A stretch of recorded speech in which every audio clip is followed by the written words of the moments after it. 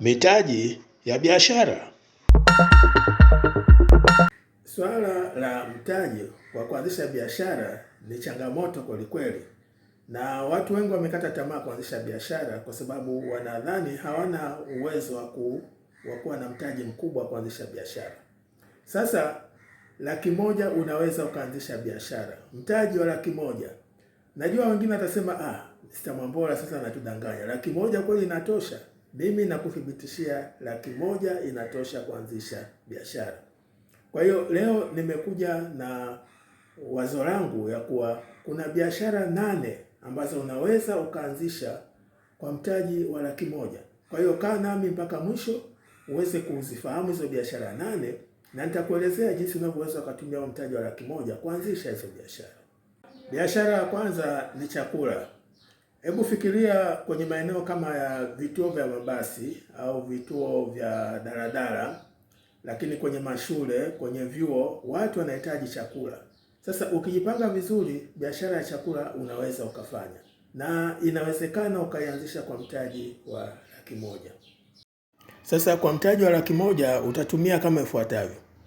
$50,000 utanunua vitu kama unga, sukari, hamira, mafuta, majani ya chai na kadhalika. $30,000 utapata jiko dogo la mkaa, karai na meza. Usitumie pesa nyingi hapa, anza na vitu vichache tu vya msingi, na utabaki na $20,000 kama akiba.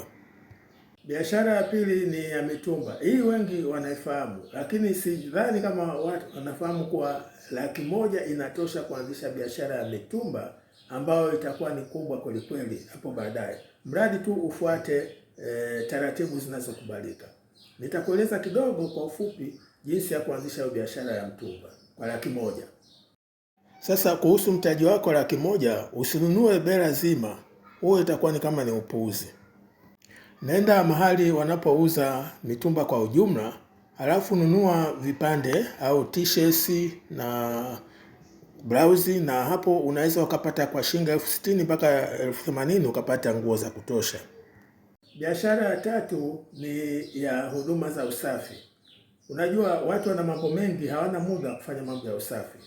Watu wanataka nyumba zao zitengenezwe vizuri au zisafishwe, na wengine wanataka hata magari yao yasafishwe. Kwa hiyo huduma za usafi ni muhimu sana, na ukijipanga vizuri unaweza ukaanza hata kwa $100,000. Usifikirie mambo makubwa sana, nitakueleza kwa kifupi tu unavyoweza ukaanza na $100,000.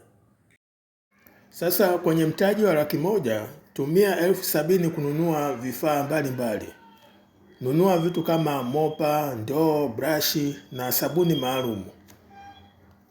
Waonyeshe wateja kuwa wewe ni professional hasa katika hii mambo ya usafi. Biashara ya 4 ni vifaa vya simu.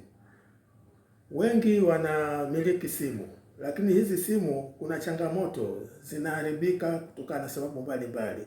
Sasa kuna vifaa vyake vinahitajika kama vile mambo ya screen protector, charger na kadhalika.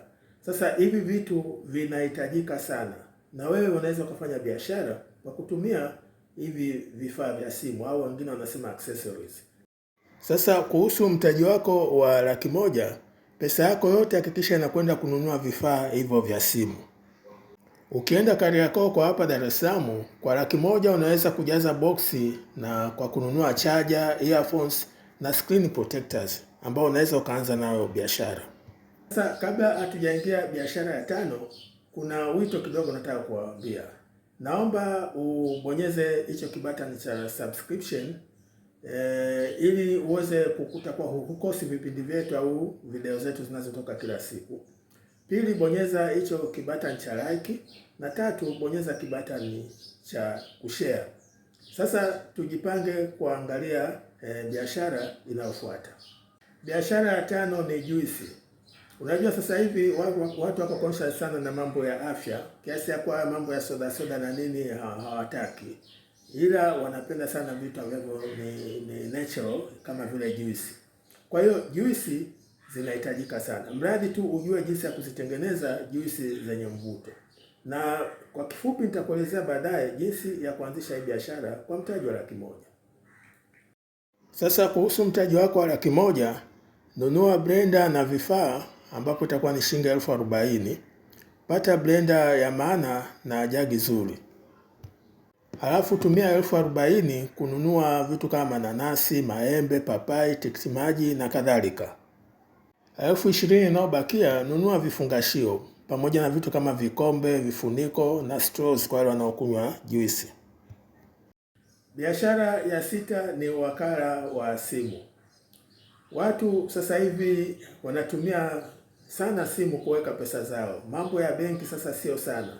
Kwa hiyo watu wanaweka na kutoa pesa kwa kutumia simu. Kwa hiyo wakala wa simu ni biashara nzuri sana. Cha msingi ni jinsi ya kujipanga. Nitakueleza kwa kifupi jinsi unavyoweza kuanza biashara wakala wa simu kwa mtaji wa $100,000. Kuhusu mtaji wa $100,000, zote zitumie kwa ajili ya float. Float yako ni pesa ya kufanyia kazi. Anza kwa kuuza luku na vocha kwa majirani zako. Hakuna usajili hapo unaofanya. Ongea na wakala mkubwa ambaye yuko karibu nawe ili aweze kufanya kuwa ni sub agent. Wewe unaweka mtaji wako mdogo na mnagawana commission. Biashara ya 7 ni kuuza sabuni kwa vipimo. Wao wengine wanasema ni packaging. Maana yake ni kuwa unanunua dumu kubwa la sabuni, alafu unaligawa. Kama ni sabuni ya maji unachukua vichupa vya plastiki vidogo vidogo, unamimina mle na kuuza kwa bei ya rejareja. Sasa nitakuelezea kwa kifupi jinsi unavyoweza kuanza hii biashara kwa mtaji wa $100,000. Kuhusu mtaji wako wa $100,000, tumia 80,000 kununua dumu la lita 20 ya sabuni ya maji, sabuni ya unga na bleach. 20,000 iliyobakia nunua chupa tupu pamoja na funnel ya kupimia. Biashara ya 8 ni unga wa lishe. Unga wa lishe unahitajika sana sasa hivi.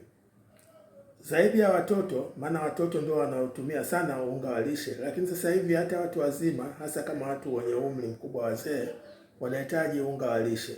Sasa nitakuelezea kwa kifupi jinsi ya kuanzisha hii biashara ya unga wa lishe kwa kutumia mtaji wa $100,000. Sasa mtaji wako wa $100,000, tumia 70,000 kununua mahindi lishe, ulezi, soya, karanga na ngano. Mambo ya usagaji pamoja na vifungashio itakugharimu kama 30,000 hivi. Kwa hiyo hapo mtaji wa $100,000 umekwisha. Hizo ni biashara 8 ambazo nimekwambia unaweza ukaanzisha kwa mtaji wa $100,000 na ukafanikiwa. Sasa naona kwa kumalizia na wito hapa kidogo. Hebu niambie kati ya hizo biashara 8, ipi imekuvutia kiasi ya kuwa uko tayari hata wiki ijayo kuanzisha? 2, biashara gani kati ya hizo 8 unaona bado kuna changamoto kiasi ya kuwa hauko tayari kuianzisha? Niandikie hapo chini, alafu tutajadiliana. Mitaji ya biashara.